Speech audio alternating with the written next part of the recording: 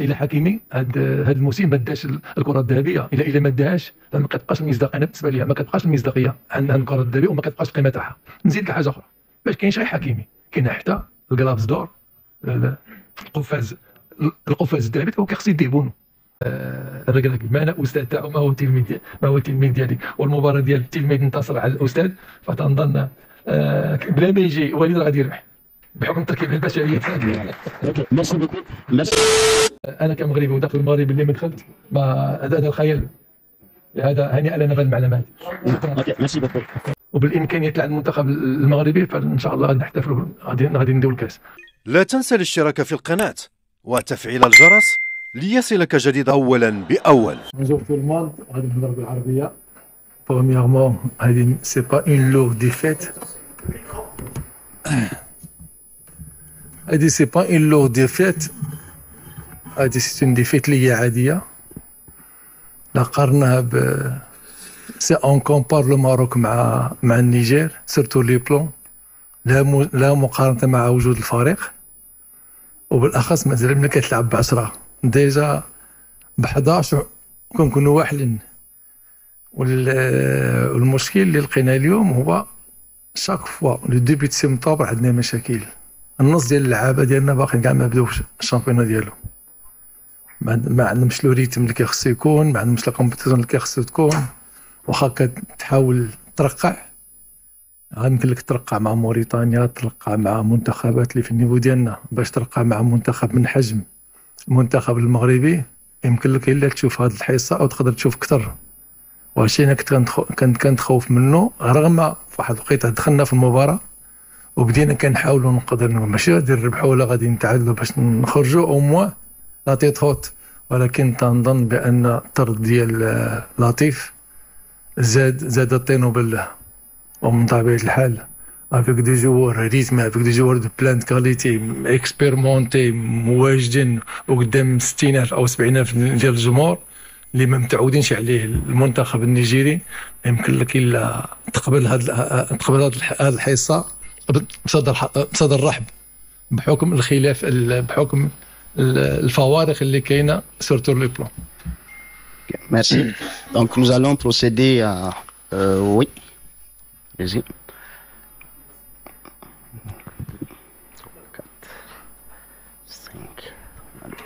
خير سي بدو. مساء الخير سي بدو، مساء الخير الزملاء، عباش مبروكه.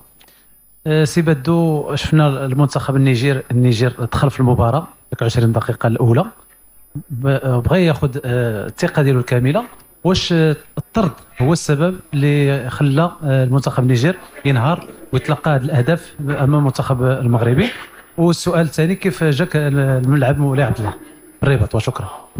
لا، اولا كما قلت لك انا الطرد زاد الطينو بالله، لان ديجا كنا اون ديفيكولتي حنا 11، وكنظن بان المنتخب المغربي بالتركيبه البشريه تاعو هو اليوم راه ما بداش من موال بليس، بدا من بليس هو غادي للفوق. وحنا من طبيعه الحال ما حد المباراه كتزيد وما حد الريتم كيطلع الا وكنبداو نعانيو سير لو بلون فيزيك. من طبيعه الحال امام منتخب من حجم المغرب كدير بعض الاخطاء اللي هي بدائيه كتأدي الثمن. وبالنسبه للملعب فبكل صراحه فانا كمغربي وكاطار وطني سابق فتنظن بان مفخره بالنسبه للمغرب اللي كنشوفوه هذه المعلمه بهذا الشكل، وهذا الملعب هنا في المغرب اللي كنا حتى في الاحلام ما كناش كنشوفوه، والان هو امامنا وكنتمتعوا به، سواء الجمهور اللي كيحضر، سواء اللاعبين داخل رقعه الملعب، وحتى الضيوف اللي كيجيو عندنا كينبهروا بهذه المعلمه اللي عندنا. فهنيئا للمغرب، وهنيئا كذلك العمال اللي خدموا هذا الملعب هذا واللي شاركوا فيه في وقت قياسي ويد عامله، لا من ناحيه الهندسه، لا من ناحيه لا سوسيتي، لا من ناحيه العمال، وهذه مفخره المغاربه. مساء الخير السي بدو الزكي. ربما السؤال ديالي هو ربما شخصي. تعرفوا ديما الاشكاليه ديال الذات في الموضوعي، انه انت مغربي، ديك لافيكسيون انترن ديال المغاربه وسمعتي النشيد الوطني، لكن في المقابل العمل ديالكم تيحتم انك تنتصر. كيف عشتي هذه اللحظه ديال انك مغربي منهزم، الفريق ديالك منهزم وانت مغربي؟ يعني كيفاش هذا المشكل ديال الذاتي والموضوعي؟ ما فهمتش السؤال ديالك بالضبط. يعني انت مغربي وي والعمل ديالك يعني في الموضوعيه، ولكن بالمقابل عندنا ديك العاطفه ديالنا. يعني فاش سمعتي النشيد الوطني كيفاش عشتي انك في نفس الان يعني مدرب فريق نيجيري منهزم ومغربي اللي كل المغاربه تيبغوا المنتخب المغربي ينتصر؟ من طبيعة الحال انا كمغربي، من طبيعة الحال كممارس دافعت عن الرايه الوطنيه، كاطار دافعت عن الرايه الوطنيه. كتحتم عليا الظروف اللي كنظن ما كنبغيها حتى الواحد اللي يكون مدرب ديال شي منتخب وينافس المنتخب تاعو ويوقف امام الرايه وامام النشيد الوطني. عوض كيغني معاه وغادي يدافع عليه، غادي يعطي تعليمات باش يمكن يحاول يهزم الفريق ديال البلد تاعو. من طبيعة الحال فهو احساس اللي كتعيش واحد اللحظه، ولكن الوقت ملي كيسالي النشيد الوطني كترجع ديك لا بروفيسيون، كترجع ديك التركيز باش يمكن لك تواجه المباراه بالشكل اللي كيخصها دار بواحد الاحترافيه. اوكي سي بدو. عادل الرحموني، اذاعه راديو مدينه اف ام، موقع ماتش بريس. سي زكي، اليوم المنتخب الوطني كيحقق التاهل الثالث على التوالي المونديال، والمره السابعه في التاريخ ديالو، اللي كنتم الابطال ديالهم في مكسيكو 86. الاحساس ديالكم وان المنتخب الوطني كيحقق هذا الانجاز، واللي كنا بالامس القريب مثلا في التاهل القطر ضد المنتخب ديال الكونغو الديمقراطيه كان الكل كينتظر ومتخوف، ولكن اليوم المغرب تاهل بواحد نوع من السهوله واللي بسلاسه. ثانيا، المسار ديالكم مع المنتخب النيجر، كنا كنتمناو على ان المنتخب النيجري يكون في كاس افريقيا الاخيره، خانوا شويه الحظ، والان الاقصاء من نهائيات كاس العالم. شنو المسار ديالكم مع المنتخب النيجر؟ بالنسبه ملي كتشتاني بالامس واليوم، المنتخب المغربي او الثوره اللي كاينه على المستوى كرة القدم وعلى المستوى البنيه التحتيه والتاطير والتكوين، تنظن الان كتعطي الاكل تاعها في جميع الفئات سواء الذكور او الاناث، وهذا عمل جبار اللي كتقوم به الاداره التقنيه او كذلك السياسه الرشيده ديال صاحب الجلاله نصره الله، بهاد الامكانيات اللي بدا كيحط. اللي كاين الاكاديمي، كاين سنتر محمد السيس، كاين هناك واحد العمل جبار. كنشوفوا البنيه التحتيه اللي كاينه والملاعب اللي هي كتظهر، نقدر نقول بحال شكل ديال اوروبا. والمغرب ولا قدوه بالنسبه للقاره الافريقيه من ناحيه التدبير ديالو. لهذا بالنسبه لي انا فالمغرب لا كيحصل على شيء ماشي صدفه، راه كاين عمل على جميع المستويات. السؤال تاعك الثاني بالنسبه للمسار تاعي مع النيجر، احنا ماشي هو المغرب، احنا الهدف تاعنا الوحيد هو اللي كان كنا نتاهلوا للكاس افريقيا ديال 2025. مع كامل الاسف كانت خاصها نقطه، وديك النقطه ضيعنا في لي دو او لو تروا ماتش الاولانيين اللي جاو كما قلت لك جاو في سبتمبر، والنص ديال اللعابه ما عندهمش لا كومبيتيسيون زياده على الاصفار اللي كنديروا طويله 18 ساعه حتى اكثر. نعطيك على سبيل المثال، دابا حنا عندنا المباراه الثانيه امام تنزانيا، غنسافروا غدا مع الوحده ونص، كازا لاغوس اديس ابيبا جانزيبار، غادي نوصلوا حتى لوسات مع 6 ونص د العشيه. غادي تدرب الويتش غادي دير فيها تريكيبيري لي فور، تنعس، تدخل. الحمد لله جانا الماتش ديال المغرب هو الاول، ايماجيني يكون جا هو الثاني، وقيلا كاع ما ندخلوا نلعبوا ولا غنديو 10 ولا 12. لهذا بالنسبه لي حتى الامكانيات واللوجيستيك اللي كيمكن لها تسهل عليك بعض الحويجات ما كايناش. رغم ذلك حنا الطموح تاعنا والحلم ديالنا ماشي هو التاهيل كاس العالم، او موان نصابوا فريق تنافسي، فريق اللي في 2027 الا كانت شويه واحد التحسن في الاورغانيزاسيون نكونوا فيها ان شاء الله. لان لا ضاعت لنا ديال 2025 ما ضيعناش في الملعب، ضاعتنا في الاورغانيزاسيون. لان باش تربح السودان وتربح غانا في غانا وترجع ماشي سهل. Oui, coach, bonsoir. C'est par là. On a vu au match aller, vous avez causé des difficultés à cette équipe marocaine. Alors ce soir, qu'est-ce qui a fait défaut? Et quelle est votre analyse de la physionomie du match de ce soir? Je pense, si tu prends le match d'aller, en quelle date on a joué? Et ce match, en quelle date? Donc, c'est toujours, j'ai dit en arabe avant, toujours le mois de septembre, on a des difficultés. La moitié des joueurs n'ont pas encore commencé leur championnat. Il y en a des joueurs qui sont même en vacances. Le championnat nigérien, il n'a pas encore commencé. Et même, on a des blessés. Comme Majid, c'est un joueur qui est très important au milieu de terrain. Donc, c'est ça la différence. Et toujours, aujourd'hui, j'ai essayé de faire rentrer des joueurs qui ont des matchs. Si tu vois Katakuri, et ça fait 3 mois, dès qu'elle a terminé son championnat en Arabie Saoudite, il est en vacances, il est marié, il n'a pas encore commencé avec leur équipe en 2e division en Arabie Saoudite. J'ai fait rentrer Philippe qui a commencé le championnat en Kosovo.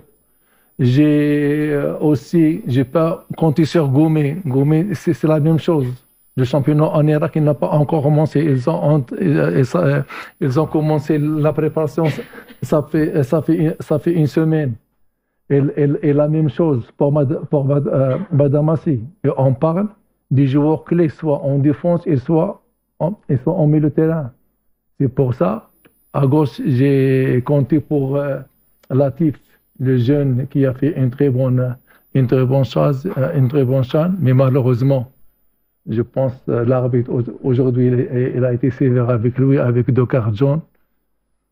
Minimum, il peut me mériter une, mais 2, c'est un peu sévère. Et surtout contre le Maroc. Donc, la différence, c'est le timing de jouer en septembre et de jouer au milieu de la saison. C'est clair? C'est là. Oui, vous avez demandé. Le micro. Ah, c'est de l'autre côté. Oui. Bon, il était là avant. Il est là avant. Hein? Il est. Oui. Voilà. Comme ça, après, vous allez prendre. Merci. Voilà.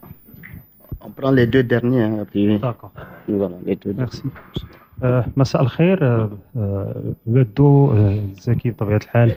السؤال اللي غنوجه لك هو شفنا روح رياضيه احمد البوحساني موقع الدار، روح رياضيه عاليه انتهت بها اللقاء. شفنا يعني اللقاء ديالك مع اللاعبين المغاربه، شنو الرساله اللي قلتي للاعبين المغاربه؟ وكذلك سؤال اخر بالنسبه لكره القدم الافريقيه اليوم بشكل عام كتطور بشكل كبير، والنقاش اللي كاين الان هو استحقاق اشرف حكيمي كمغربي وكافريقي للكره الذهبيه. فانت ك يعني فائز بالكرة الذهبية إفريقيا قبل، شنو تقول لنا على هذه القضية هذه؟ لا، بالنسبة لرسالتي للاعبين ما عندي شي رسالة اليوم. مباراة انتهت، مشيت هنيت وليد وهنيت اللاعبين اللي عندي معهم علاقة طيبة، دونك ما محتاجينش الرسالة ديالي. بالنسبة للسؤال تاعك الآخر، الكرة الإفريقية لا، بالنسبة إلا كان شي واحد كيستحق الكرة الذهبية ماشي لحقاش أنا مغربي، هذا واقع وهذا ملموس، وهذه أرقام. إلا كنا الموسم اللي فات صرتنا هذه الكرة الذهبية ديال النيجيري، ما بقاش عاقل على السمية تاعو، ديال لقمان لحقاش لعب لا فينال ديال لا كوب دافريك، لحقاش كان دوزيام بيتور ديال لا ليغا، دا لا كوب دوروب. وكتلقى حكيمي في الرغم سي لو ميور اريون دروا دو موند صافي لي 5 او لي 6 ديغني زاني ما شفعتلوش باش يمكن له يدي الكره الذهبيه على حساب الارقام. اما الان فكيبقى ديما لو ميور لاتيرال دو موند. دا شامبيونا مع باريس سان جيرمان، دا شامبيون ليغ، يعني دا كل شيء، يعني دا كل شيء. يعني من حرام الى حكيمي هاد الموسم ما داش الكره الذهبيه. الى ما داهاش فما كتبقاش المصداق. انا بالنسبه لي ما كتبقاش المصداقيه عن الكره الذهبيه وما كتبقاش القيمه تاعها. نزيد كحاجه اخرى، باش كاينش غير حكيمي، كاين حتى الكلافز دور، القفاز الذهبي هو كيخص يديه بونو. الارقام تا هي حاضره. دونك بالنسبه لي ما خص المغرب او اللاعب من حجم حكيمي او من حجم بونو يتحرموا من هالشيء، لان الانسان يمكن له يديها يلعب 20 سنه 18 سنه 15 سنه، يمكن يديها مره في حياته وتحرموا منها. وحكيمي شاك فوا تيكون مؤهل باش يديها. ملي كنشوفوا لوكمان وكنشوفوا اوسيمان كيبان ومن بعد كيغبر. السلام عليكم ورحمة الله. السي بادو إبراهيم الحداد، موقع العمق المغربي. السي بادو، لعبتي في المغرب، دربتي المغرب ولعبتي ضد المغرب، عندك فكرة واضحة عليه. شنو التقييم ديالك للجيل الحالي خلال المباريات الأخيرة ديال المنتخب الوطني، ومن المنتخب الذي ترشح للتتويج بنهائيات كأس أفريقيا المقبلة؟ شكرا. عاود السؤال ديالك. قلت لك بالاساس التقييم ديالك الاداء ديال المنتخب الوطني بشكل عام، واش كل منتخب اللي كتشوفوا انه قادر يتوج بالنسخه المقبله ديال الكان ان شاء الله؟ بكل صراحه حنا ديما كيخصنا ندوب الارقام. الا قبطي الارقام ديال المنتخب المغربي في الاونه الاخيره او حتى ملي جا من كاس العالم، فهو منتخب قوي، او واحد من، لا ما نقولش هو احسن منتخب افريقيا هذه الساعه، سواء بالتركيبه البشريه ديالو، سواء بالاداء داخل الملعب. اللي شكون اللي غادي يدي كاس افريقيا؟ لا غادي يدي كاس افريقيا ولا غادي يمشيو مع بعض الجزئيات.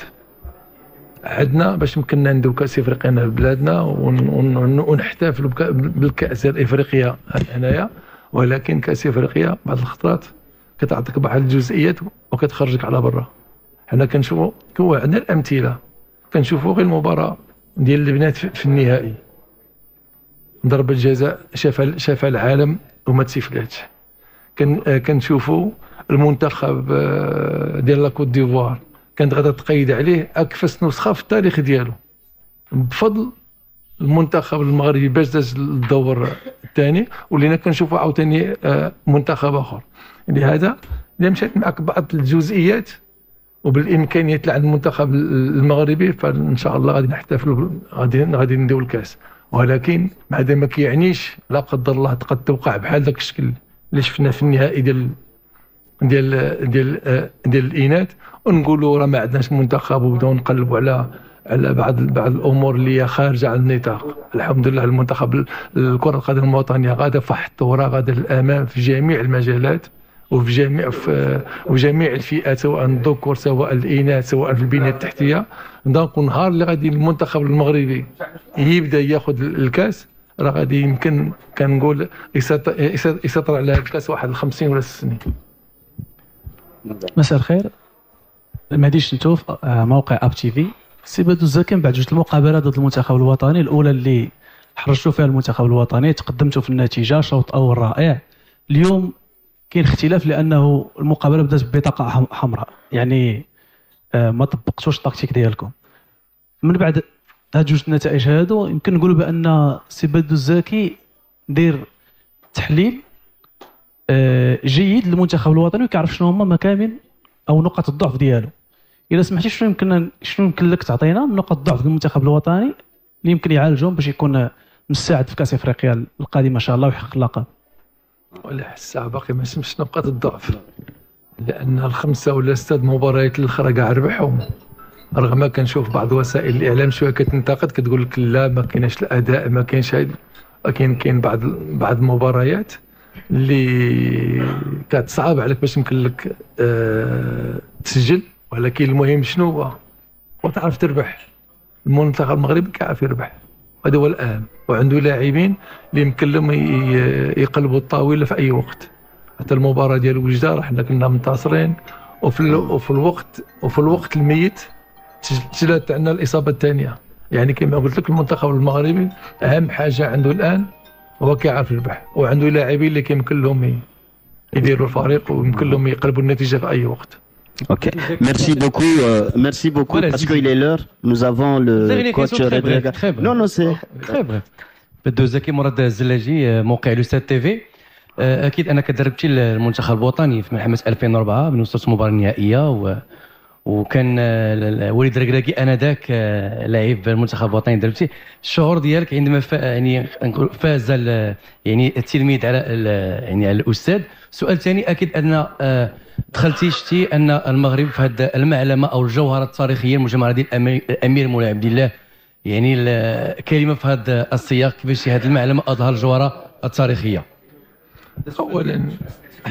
اولا ما كاينش تلميذ وما كاينش الاستاذ، كاين جوج الاطور وطنيه، واحد فيتيرون واحد شاب بدا المشوار تاعو غادي في واحد الخط السعودي، وحنا كما تنقولوا شاد المشعل. كنفتخروا بوليد الركراكي، ما انا استاذ تاعو ما هو تلميذ ديالي، والمباراه ديال التلميذ انتصر على الاستاذ، فتنظن بلا ما يجي وليد راه غادي يربح بحكم التركيبه البشريه. اوكي ميرسي بوكو لو فو ريمارسيون. بالنسبه للمعلمه التاريخيه ما كنظنش انا اللي غادي يمكن لي نعطي رايي فيها، غير انا كمغربي وداخل المغرب اللي ما دخلت ما هذا الخيال. لهذا هنيئا لنا بهذه المعلومات. شكرا. اوكي ميرسي بوكو. السلام عليكم الخوت، يعني كلشي مزيان ومبروك للمنتخب المغربي. ربحنا اليوم الزكي دار واحد الندوه صحفيه وهضر مزيان، وهذا الفيديو راه عجبني بزاف. قال لك اسيدي المنتخب المغربي قوي وان شاء الله يدي هاد الكاس هذا، والتيران واعر بزاف، وقال لك راه هاد الخساره عاديه، ولكن يا خويا الماتش راه عرفنا حنا من نربحوا.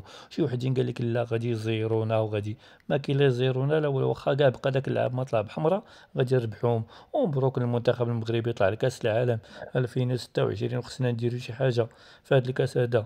خصنا شي نصف ولا شي نهايه ولا شي ربع، المهم خصنا نكونوا واعرين في افريقيا، نعاودو نمثلوا افريقيا صاحبي.